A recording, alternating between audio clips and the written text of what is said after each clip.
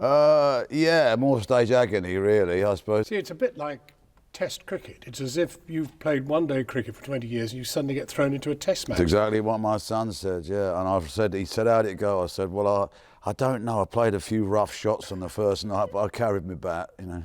But it's a very big part, enormous amount to learn. OK, look, there's all sorts of agonies, challenges, but it's, you know, it's kind of fashionable to actors to be going, oh, darling, it was a war zone. You know, it's terrible. But the thing is that your job is to get up there and look like you're just walked off the street every night. In the nicest possible way. Yeah. Not in your sartorial department. No. No. Facially, you do look as if you just come off the street. Well, I do, and when I've got my wig on, I look even better. And I've got an overcoat that I call my 12 urinated on overcoat. So there you go. That gives you an idea of this particular character. But has film been so juicy that basically you just haven't had time to come onto the stage, or actually you prefer film? Yeah, no, I do prefer film. I suppose in a way I was brought up going to the cinema, and anything I learnt about the rest of the world that wasn't from where I was from was through television. Theatre I came to very, very late. In fact, in 1975, I stood over there, I paid 50p, and I watched Albert Finney play Hamlet down there, 4 hours. And you loved it? I did. Here are we south of the River Thames in London, and only a long stone's throw from where you were born in Battersea. Indeed.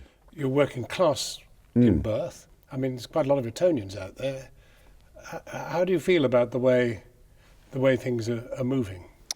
Well, look, to me, the theatre and entertainment business, the media, is a broad church.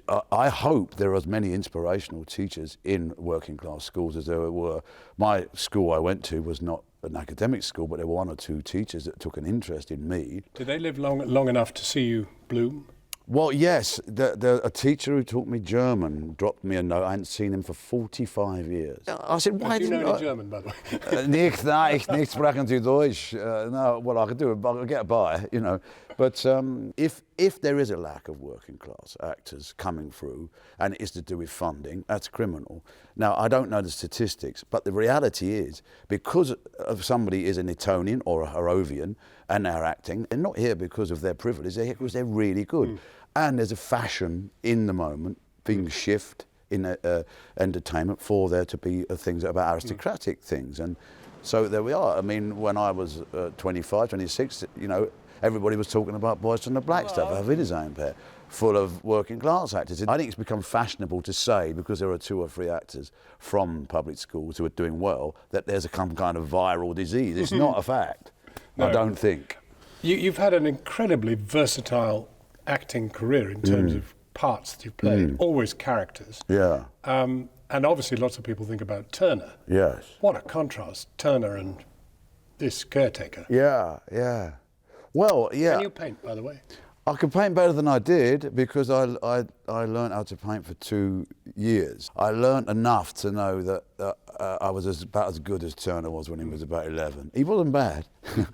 But if Hamlet turned you on in the first place, standing over there, looking down, having paid 50p, what's your ambition?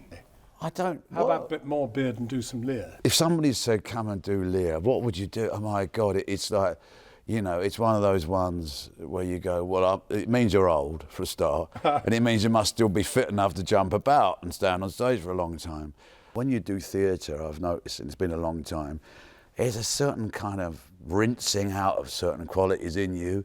It challenges you and it makes you, it gives you a bit of a blast. It's like being in a blast furnace. So when you come out the other end, you think, oh, bloody hell, I can survive that. We'll bring it on. Or I might just go home and watch Flog It for the next 6 years. I don't know. Well, Timothy Spall, thank you for letting us interfere with your Monday afternoon. Oh, it's a pleasure.